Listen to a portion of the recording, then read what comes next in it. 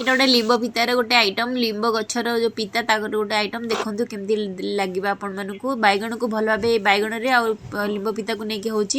केवल बैगण एवं रसुण और कंचा लंका टे दरकार बैगण को प्रथम ये काटे छोट भी कले चलो बहुत जल्दी सीझीज बैगण को ये काटिकी धोईकी भल कि रखिदे और लिंब पत्र जो तोड़ी थे ये बाछीदे लिंब पत्रटा देहपाई बहुत उपकारी आपड़ जानते छोट हो बड़ हो लिंब पत्र बहुत भल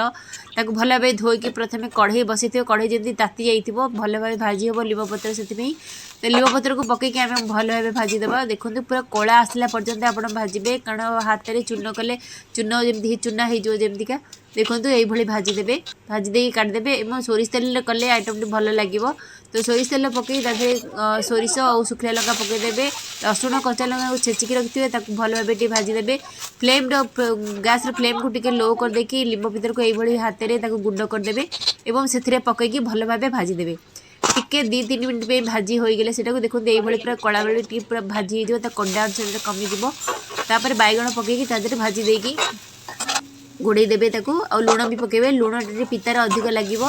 लिंबटा देहपाई बहुत उपकारी आप जानते बहुत बढ़िया लगे ये आइटम टी देखो मोर रेडी होगा थालिया काटिकी आप सर्व करूँ बहुत बढ़िया item tea thank you bye bye.